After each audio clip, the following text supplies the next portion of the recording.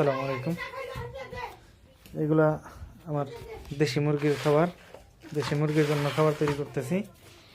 এগুলো পপকর্নের ওয়েস্টিস, এগুলা এগুলা পপকর্নের নষ্ট হয়, বাতিল হয়। এগুলা ব্লেন্ড করে তারপরে কুড়া ভুসি মিক্সিং করে তারপরে আমার দেশি মুরগিরে খাওয়াই।